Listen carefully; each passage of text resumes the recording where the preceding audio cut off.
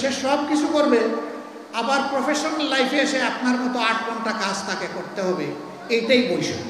পুরুষদেরকে বললাম যে আগামী 1 বছরের ভিতরে পেটে বাচ্চা নেবেন এমন 2-1 পুরুষ থাকলে হাত তুলেন। আপনার স্ত্রী যে বাচ্চাটা জন্ম দিবেন ওকে একটু বুকের দুধ খাওয়াবেন 2 বছর, যারা তারা একটু হাত তুলেন, নিজের বুকের দুধ।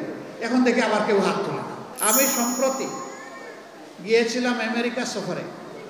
সেখানে নিউ ইয়র্কে একটা বক্তব্য রাখতে গিয়ে আমি বলেছিলাম, জামাতে ইসলামী যদি দেশ পরিচালনার সুযোগ পায়, কর্মজীবী মহিলাদের কর্মঘণ্টা 3 ঘন্টা কমিয়ে 5 ঘন্টা করা হবে।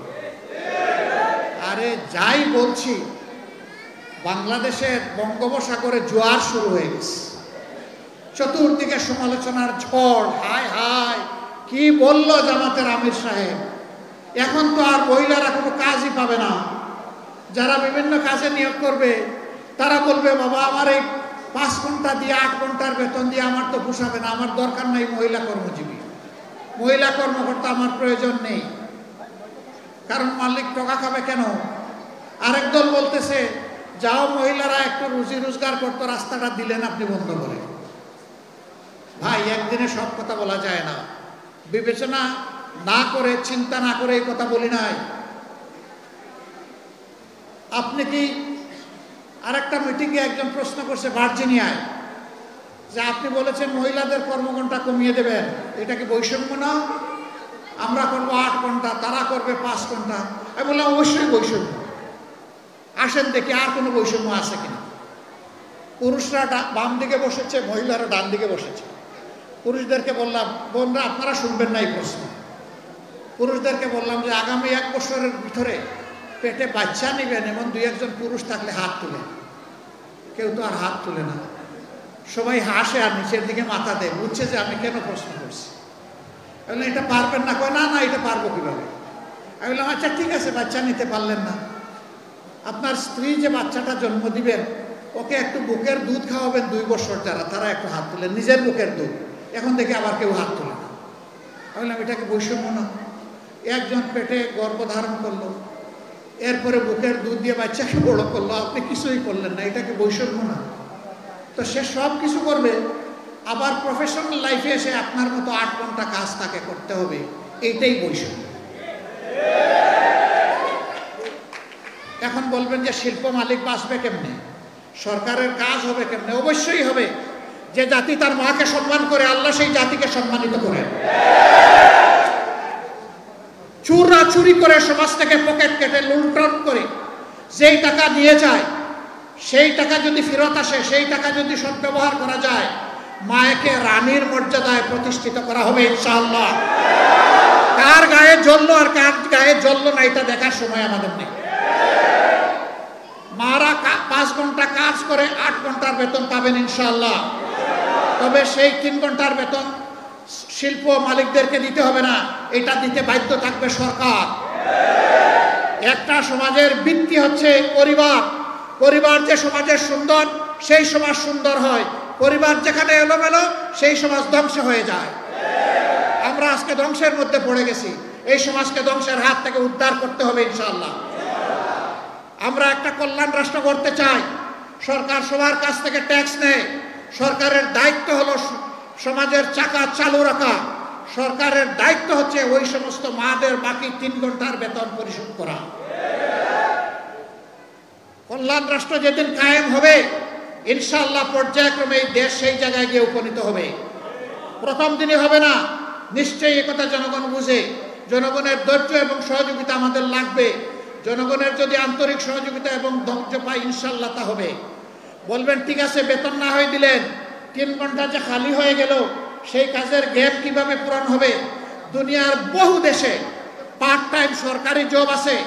অনেক মহিলা 8 ঘন্টা সময় দিতে পারবে না, বাসার বাইরে তার বাচ্চা আছে, সংসার আছে, এই জন্য জব ছেড়ে দেয়।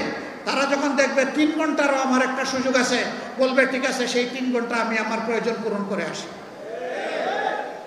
এখানে জব আরো বেড়ে যাবে, একজনের সাথে আরো 1/2 জন যোগ হয়ে যাবে। সুতরাং আগে যদি 100 জন জব পেয়ে থাকে, এখন 150 জন পাবে ইনশাআল্লাহ। এইভাবে জবের সংখ্যা বেড়ে যাবে। কিন্তু আমরা কোনো মাকে কাজ করতে বাধ্য করব না।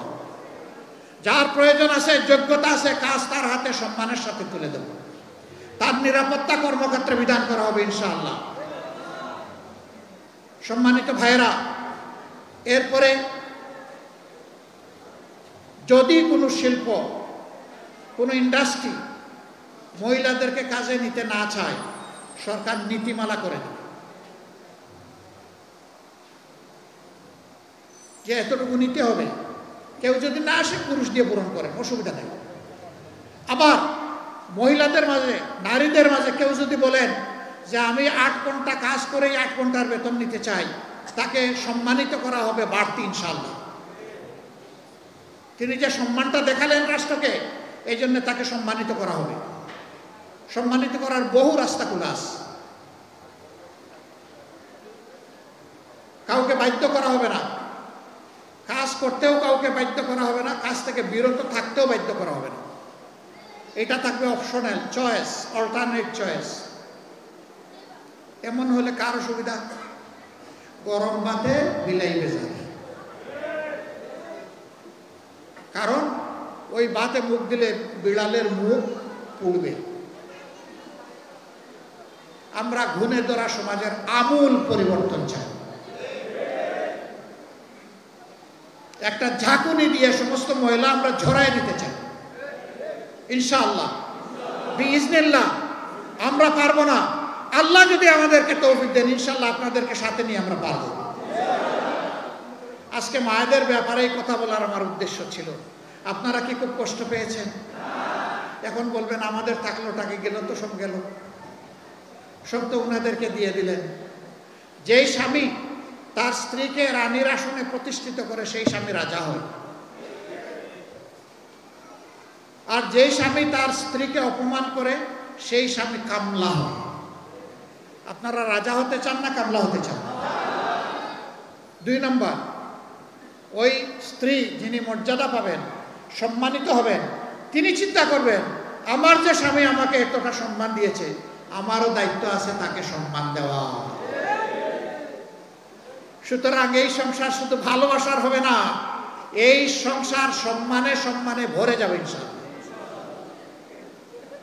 আমরা সেই পরিবার, সেই সম্মান গঠন করতে চাই।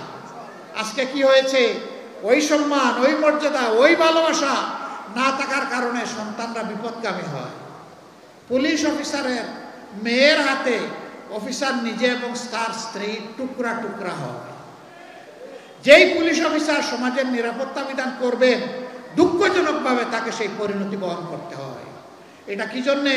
ওই মেয়ের শিক্ষার অভাব ছিল না, ওই মেয়ের সুশিক্ষার অভাব ছিল। আমরা মায়েদের এই মর্যাদা প্রতিষ্ঠিত করব, সমাজের প্রত্যেকটি শিশুকে সুশিক্ষিত করে ইনশাআল্লাহ। এখন আবার কেউ যদি বলে যে জামাতে ইসলামী সব ঘর খালি করে, এখন তো মেয়েদেরকে দেখি বের করে দিবে, যেভাবে লোক দেখাচ্ছে। আগেই বলেছি, যার প্রয়োজন আছে এবং যার যোগ্যতা আছে সে আসবে। যিনি তার কর্মক্ষেত্র হিসাবে বাসাকেই, পরিবারকেই বাছাই করে নেবেন, তাকেও ভিন্নভাবে সম্মানিত করা হবে ইনশাআল্লাহ। তিনি রত্নগর্ভা মা হিসাবে মেডেল পাবেন, সম্মান পাবেন, রাষ্ট্রের পক্ষ থেকে আরো বহু ইজ্জত তিনিও ভোগ করবেন ইনশাআল্লাহ। এ রাষ্ট্রে কেউ বঞ্চিত হবে না, সবাই এই রাষ্ট্রের নাগরিক হিসাবে পরিচয় দিয়ে সম্মানিত বোধ করবে, আনন্দিত হবে ইনশাআল্লাহ, গর্বিত হবে ইনশাআল্লাহ। মাথা ছোট হবে না, ঠোঁট শুকায় যাবে না, দুনিয়ার কারো সামনে মাথা নত হবে না। সেই জাতিটা আমরা বিল্ড আপ করতে চাই। যুবকরা যারা বিয়ে করেন নাই, একটু হাত তোলেন তো দেখি। যাদের বিয়ে বাকি হাত তুলেন। আর এটা লজ্জার ব্যাপার নাকি? তুলেন, হাত তুলেন, দায়িত্ব আছে না আমাদের? গোটাখালি করা লাগবে না, হাত তুলেন। আলহামদুলিল্লাহ, বিপুল হাত উঠেছে চতুর্দিকে।